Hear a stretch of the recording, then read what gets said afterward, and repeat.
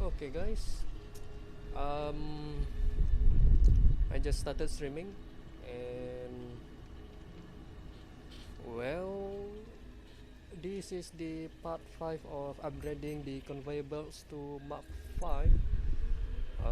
I think you've seen some of my previous videos, which is my live streaming as well, but I did put a square brackets that no commentary, means that I didn't put any commentary or voiceovers, just like this one where I am talking right now.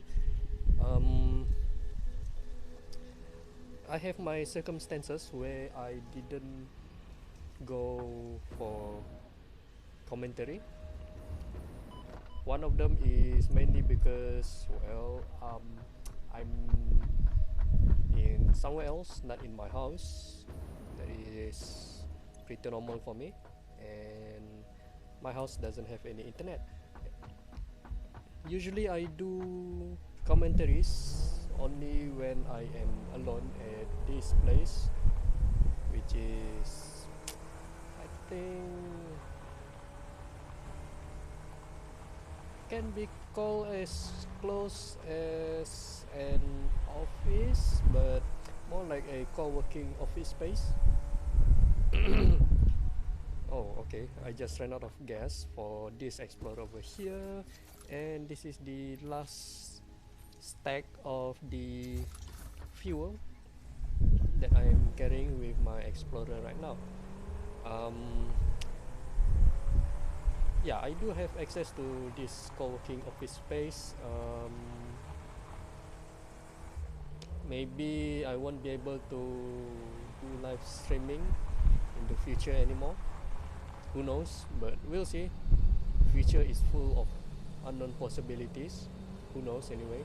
But I do hope that I am able to do live streams again. I do like to have live streams instead of regular videos uploaded into YouTube's, though some of you probably prefer that way because you may able to watch them later, and that thing is pretty much the summary version of what I've been playing or what other um, YouTube gamers been doing, a summary of that episode or some kind.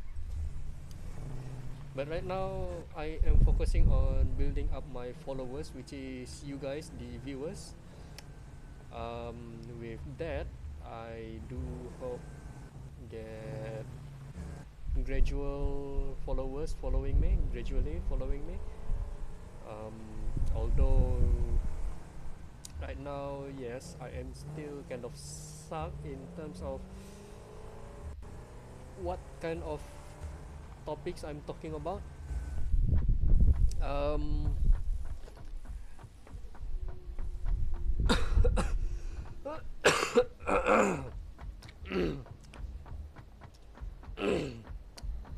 so with the involvement of you guys, the viewers who follows me,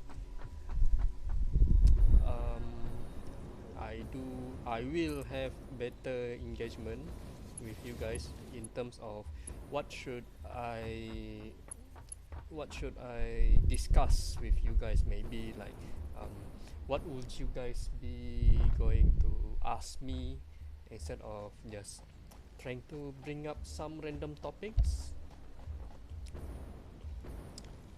And a quick tour of this part of my assembly line over here. This part of the assembly line over here is actually doing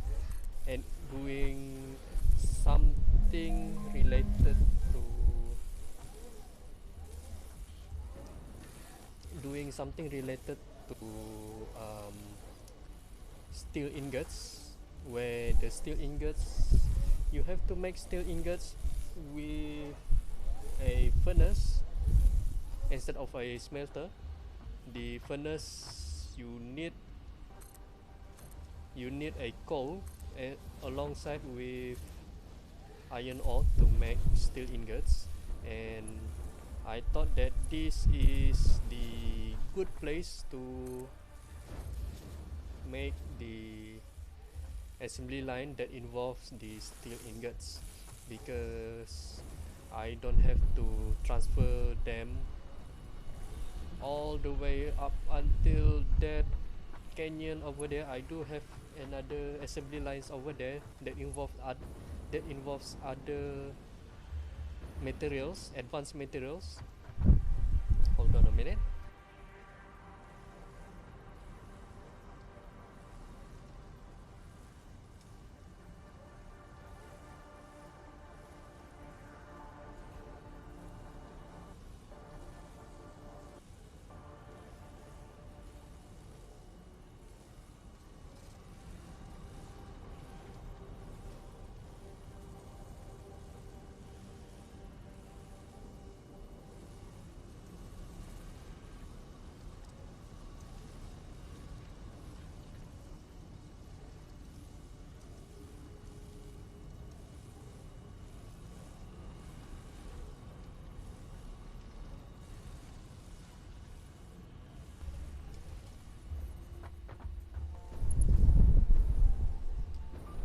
So in here, I originally have about 5 of these furnace alongside with the constructor here, just to make a series of steel pipes, I think.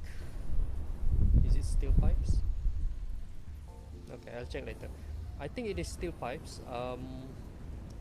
And another side is for steel beams, because I wanted to make in case steel beams. What's the usage of in case steel beams is to be used to make um, we use in case steel beams to make conveyor belt Mark 4. So with the Mark 4, it is slightly faster and the capacity is around 480 materials per minute being transferred, and I got a better alternative alternate recipe for encased steel beam, which utilizes the steel pipes instead of encased steel beams, because steel pipes, I think, much faster. I'm not sure. Let me check over here. The constructor steel pipes is 15 per minute without overclocking.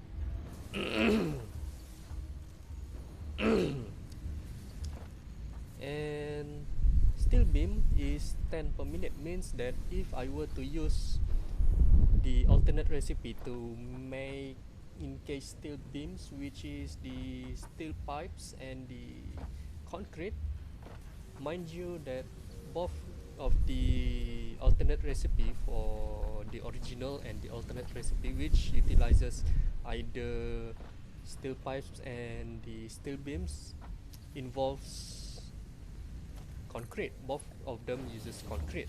But with that said, by utilizing the steel pipe, I'm able to supply much more resource to make the encased steel beams, and with that, I don't have much of a problem anyway. But